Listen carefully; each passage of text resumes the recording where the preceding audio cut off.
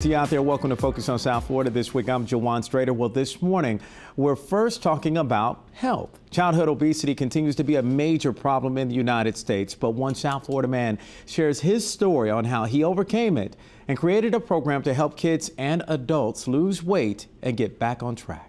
I was always tormented for, being overweight. These photos may be old, but the pictures are a reminder of what David DiPasquale used to look like. I didn't like being overweight, but boy, did I enjoy eating those foods. But as a little cute kid, David was picked on for his size. My nickname, because I'm DiPasquale, I was Depot, and Depot meaning a large individual. He's no longer looked at as Depot. DiPasquale used the nicknames in bullying as fuel to work and study health and fitness, changing his body in the process. This was the start of my 30-year career as a bodybuilder. He would go on to win bodybuilding competition after competition. His trophies and pictures are reminders of his own personal journey and rewards of overcoming obesity. I gave myself empowerment. I studied nutrition on my own, plus what I learned, and created the most amazing way to get in shape. His plan is called Get On Track Fitness, and it has changed the lives of thousands of people, especially kids, who, like him, battled weight issues. So I'm trying to help young kids in schools now that are like I was when I was a kid, changing lives. I mean, crazy changing lives. Getting healthy on a unique nutritional routine that doesn't require that you stop eating tasty food. And it's effortlessly, it's just a plan of action. And exercising. That requires at least an hour a day walking on the treadmill, up and down an incline. A program David believes can transform anyone, no matter what age. You have to be dedicated to change your life. The older you get, the harder it is to accept change.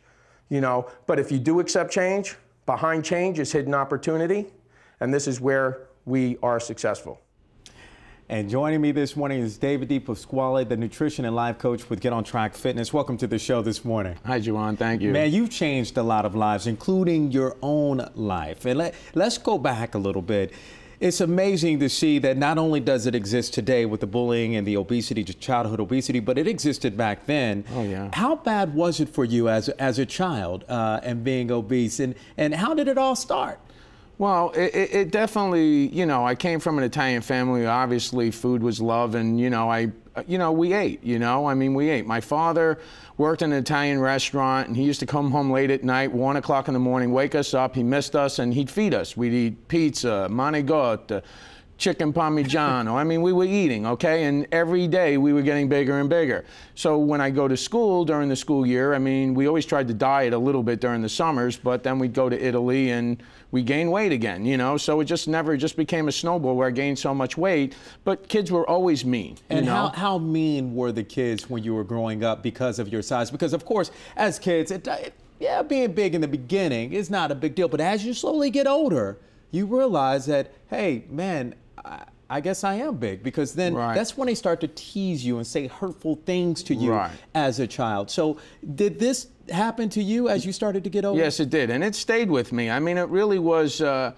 horrible situation, really, in my eyes. Not only was it just the kids, but even counselors at school, they underestimate, because they attach sloppiness, weakness, not having the ability to do the things that other children can do, because they find that it's almost a handicap. It's interesting that this still exists today.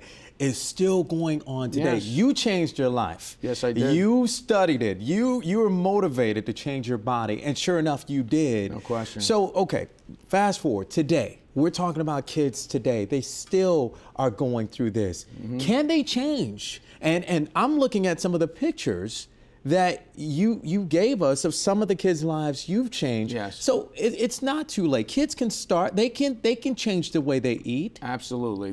It's not even just changing the way they eat, Juwan. It's changing the thought process of everybody. The parents, especially when they come in. My job is to encourage, motivate, educate, you know, let people know they can eat great, tasty foods, but we fail at basic things. We don't eat frequently enough. We don't eat a portion size enough to what we understand. But eating frequently, it's like I asked the parents and everyone, I said, when your baby was born, they were fed nutrients every 2 to 3 hours. That keeps their metabolism running. That gives them nutrients to stay healthy. I said, we have kids because their lunches are at 10:20 in the morning. Who eats lunch at 10:20? Nobody's eating on time. Then they have activities after school and no one's eating dinner together so they anymore. Need to follow this plan. They need to get this in their mind that I need to eat every 2 to 3 hours, just as if I'm a baby. Exactly. But eat the right foods.